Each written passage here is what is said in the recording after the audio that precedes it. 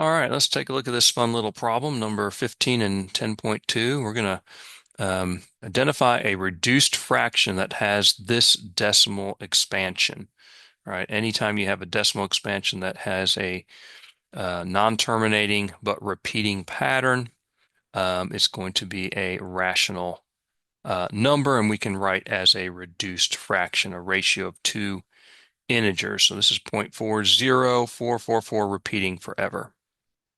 Okay, so writing this out as a sum, so I'm going to start with the 0.4, and then I'm going to add 0.004. That will get me out to here, right?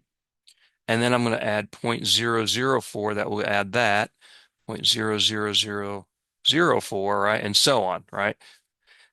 This part of it is a geometric series because each time I'm multiplying by what? 1/10, 0.1 or 1/10, because the decimal place is basically moving one place to the left each time. So that's the value of R is 0.1 or 1/10. Of course, the value of A, the first term in the series, is 0.004, which is 4 thousandths. So this is a geometric series. Since the value of R is less than 1 in absolute value, this series converges. So remember the sum of a geometric series. So I'm going to write, notice this 0.4 is separate from the geometric series. So I want to include that 0.4, which is 4/10. And then the sum of a convergent geometric series is the first term in the series, which in this case is 0.004 or 4 thousandths, over 1 minus R, where R is 1/10. Okay.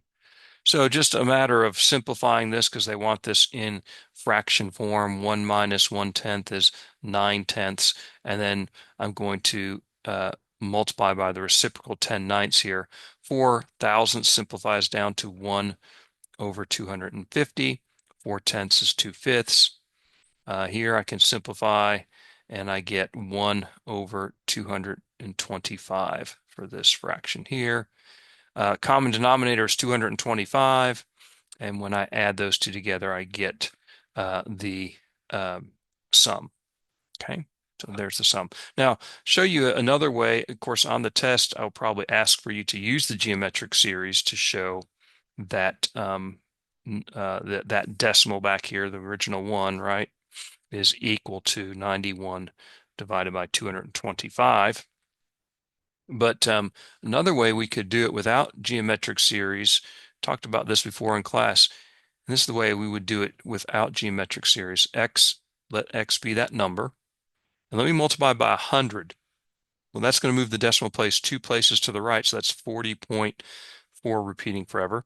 And then let's multiply x by 1,000. That would move the decimal place 3 places, so that's 404, with the decimal repeating for forever afterwards. So I'm going to let this be equation 1 and equation 2, if you will, and I'm going to subtract 2 minus 1. So 1,000 minus 100 is 900x. And 404.444 forever minus 40.444 forever. Well, the 0.444s will cancel, and I'll just have 404 minus 40, which is 364. And now I can solve for x by dividing my 900. Simplify it down, I get the same thing. Okay, so lots of fun with converting a repeating decimal to a fraction. It can always be done. Hopefully this is clear and helpful. If not, let me know.